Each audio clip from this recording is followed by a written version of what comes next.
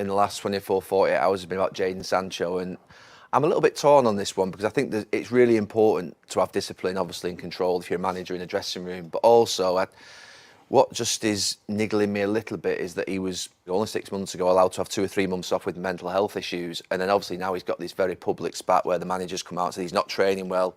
Sancho's gone back. Now Erik ten Hag's demanding an apology. And obviously Sancho's not forgiving.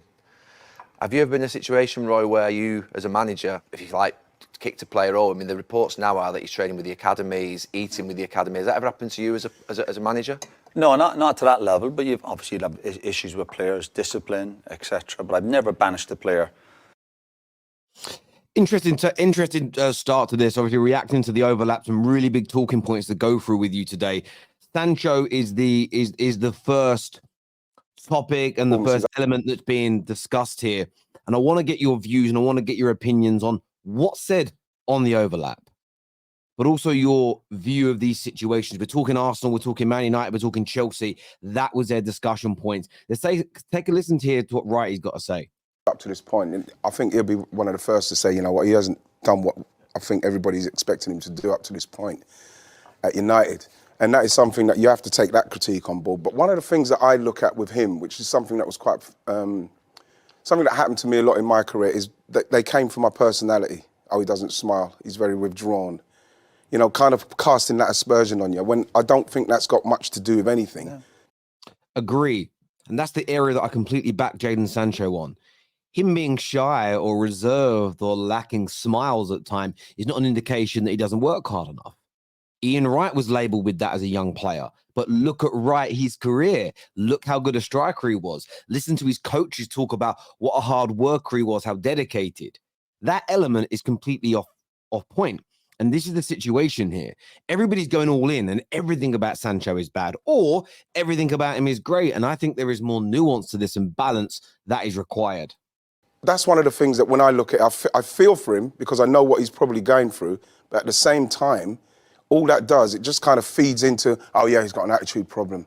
You know, I've played with players with attitude problems, but they're still working and still doing their stuff. I don't think that he's somebody that's not doing his training, not working. No, I don't think he's training properly, right? But why? That's my issue. I have no issue with his personality. I have no issue with his... Why bring that into it? Why people... That's what I'm reading.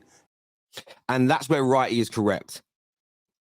His attitude and his personality, how he looks, the clothes that he wears, the friends that he has, is not there is no, just because there's no correlation to that and him not working hard. There are people from completely different backgrounds, have different looks, different styles, wear different fashion, listen to different music, have different friends who also don't work hard. Wrighty is correct. It's completely irrelevant and should, even if you're someone that's siding with Ten Hag on this argument, that element you should reject if you're a balanced person.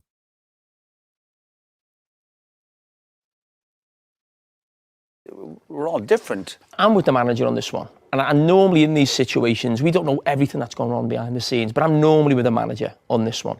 And you think of Ten Hag and where he's got to get to, and we rave about Klopp in these situations, or Pep Guardiola only a few months ago. Cancelo, we were thinking is a great player for him. He's just like, oh, he's gone and he's sold. Now, they just deal with those situations. We say, oh, he's strong management, he's very ruthless. You have had Alex Ferguson, George Graham, these type of managers. Ten Hag almost can't afford to lose this fight. And do you want it to become a fight? No, but he's after an apology from the player. Looks like he's made but it. If he's not, well, maybe he's put himself in that position. Jamie Carragher's right in what was said there. So is Wrighty.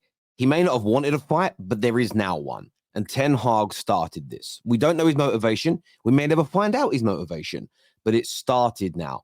And if we remove our personal and emotional, subjective feelings to who we want to side with, from a Manchester United point of view, the manager cannot be seen and cannot literally be losing this fight. That is absolutely 110% accurate there by Jamie Carragher. He can't lose a fight because if he does, he loses that dressing room and everything is almost therefore been for nothing in many ways, shapes or form. Let us know what you think in the comment section below. Let's get into this next section here, starting here with Gary Neville. Your club writing about leadership, it's something that I felt was missing at the end of last season. Yeah. I thought would be missing. And on Sunday, I'm commentating on the game, and it's an awkward one because I don't like this idea of over-celebrating because you're suggesting players shouldn't show passion. Yeah. I mean, The word over-celebrating, honestly, It's been invented to attack Arsenal with. Never heard it before, never seen it before. Whether it's a last-minute winner, middle of a game, beginning of a game.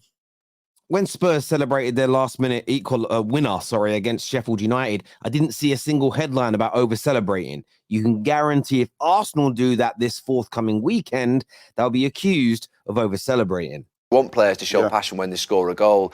And it's an North London derby. Saka scores the penalty. They're celebrating in the corner and Peter Drury is doing the commentary. And I'm thinking, God, they've been there for about 30 seconds to a minute now. And like, there's no one really grabbing them and I think this game's in danger. Declan Rice has gone off. And I'm thinking there's a bit of a problem there. And before actually the second goal goes in, which is only a minute later, I'm actually saying, I think they need to get back. I think they need to focus here. Look, Gary Neville ended up being right in terms of them conceding straight away. But celebrating a goal for 30 seconds to a minute, again, the only time I don't expect a celebration is if you are losing or if you equalise and you want to go on to win. When you take the lead in a North London derby, a 30, 40, 50-second celebration, again, I just think it's atypical. And like I said earlier about the Jadon Sancho situation, correlation and causation, I don't think celebrating for a minute is the reason why Jorginho got the ball caught under his feet and they conceded very quickly. That's my personal opinion. What do you think? Is there an element of Arsenal that there is too much passion, too much emotion, not enough cold thinking, and actually the leadership just isn't quite right in there at the moment in terms of the maturity and experience? It was a big goal, though, Gary, wasn't it? It was a big The goal. thing is... And I know it's a fine line, this one, and I said it because I felt it, you know what I mean, in the stadium. You know what, if we're talking about over-celebrating, I don't even know what over-celebrating is. I understand what you're saying in the moment.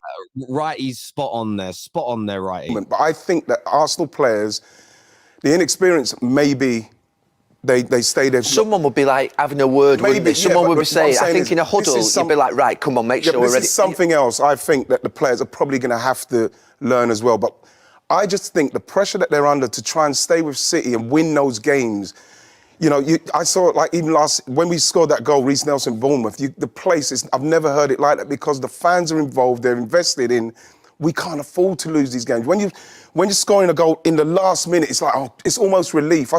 You talk about Sheffield United and Tottenham. Tottenham at White Hart Lane. If it's the last minute, I get it. No. What I'm just saying, I'm talking.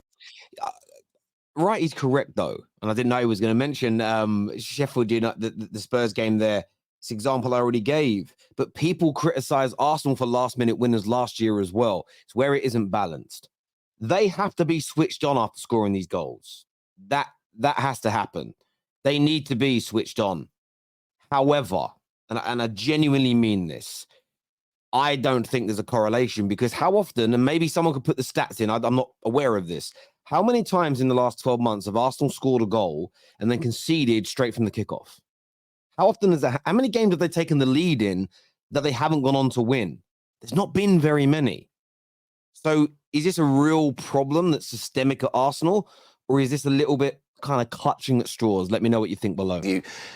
You've always tried to stay clear of, I think, talking about owners in football clubs and always put the responsibility on the dressing room if you can. But you've been a manager, you'll have had times where you've had challenges up above that doesn't help. That's prevented you from doing your job properly. It certainly Is there an element of that? There can be, without a doubt, without making excuses. Yeah, that can affect, I suppose, the dressing room and the energy of your club and leadership.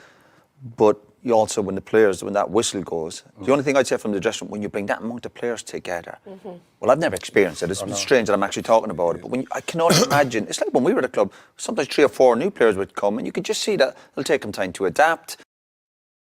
It's interesting there what has been said there by Roy Keane, because I think he's spot on. And me and Lee Gunner have had many debates about this over the past couple of years. This idea of, even in just, it's been 2 summers and a January, but in the space of 12 months or so, that club has had, I haven't added it up, but if you include players out, players in, the total number of players in and out via attrition, you're probably looking at 40 odd people. Creating cohesion on the pitch with that turnover of players. Can somebody show me an example of a giant team buying and selling that many players of the age profile and swapping 3 managers in the space of 12 months? 4 if you include the interim. Show me an example where that has yielded instant turnaround in the style of football. Can someone show me? By the way, in a team that has not challenged for a league title in 6 years and for a team that has been regressing in that period of time. So not a team that's been amazing, winning league titles and had like one bad summer. I'm talking, it's got to be the same scenario. Find me an example. I don't think it exists. That element, I don't even put on Poch. I don't even put it on the players. I literally put it upon the way the club has been run. And maybe it's something I personally, overlooked. And how can that ever happen at Chelsea? I just don't see it. The manager changes every 2 minutes.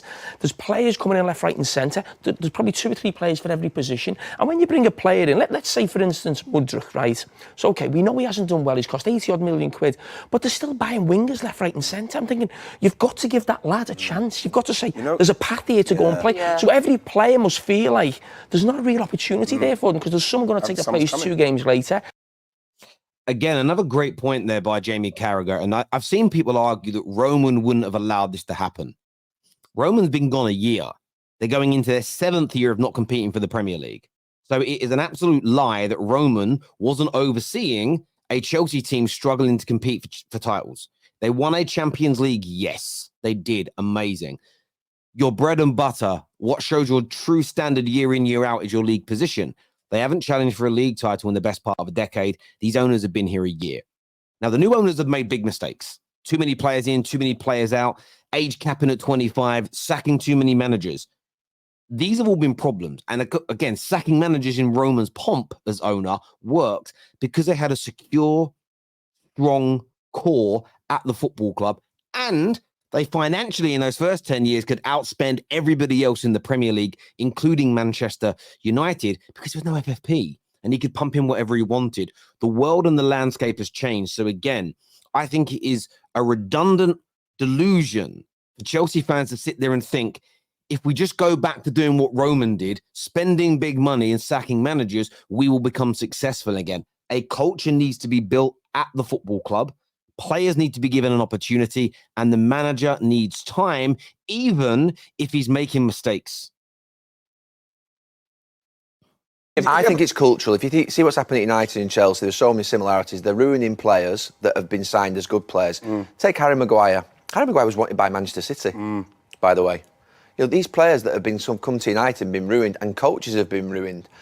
And it's happening at Chelsea over the last 12 to 18 months with Potter, with Lampard, Pochettino. We know Lampard didn't get ruined. He's a fantastic coach, but he's struggling at the start as well. Surely it comes culturally from the top. But how long does it take as a manager? I remember when I first signed at Manchester City, we had a 3-year plan to win the league. Listen to that, 3-year plan at Man City to win the league. No, you have to win the league this season. This is Man City, by the way, who have exceedingly high standards and are an impeccably run club. I'd love to ask Jill Scott this question around what was the landscape like when you arrived in terms of women's football at City? Where had they been? What were they winning? What was the squad like? Because I'm sure if they'd been winning league titles and had one of the best squads in the world when she joined, there wouldn't have been a 3-year plan to win the title. And that is why context, time, and understanding that not every situation is the same. A new manager coming in at Bayern Munich is different to a new manager coming in at Arsenal right now. A new manager joining Arsenal today is different from the situation currently at Ajax. Ajax are in an absolute mess. Equally, that is different from joining Brighton right now, who are a club that are running impeccably well from top to bottom and are in a very good space. You can't compare every situation like for like. Again, if you labor under that delusion, if you believe that football, in terms of running a club, is that simplistic, you're off your rocker. You're radio rental. You really are. Great points here raised on the overlap. The link for the full show is in the description below. Go and check it out. Well worth the watch. Thank you for tuning in as ever to The Terrace. Please hit like buttons. Please subscribe. Go follow our TikTok as well, by the way. Scan that QR code that you can see on the screen right now. Exclusive content over there every day. Take care. Goodbye. God bless. And I'll see you all again soon. Peace.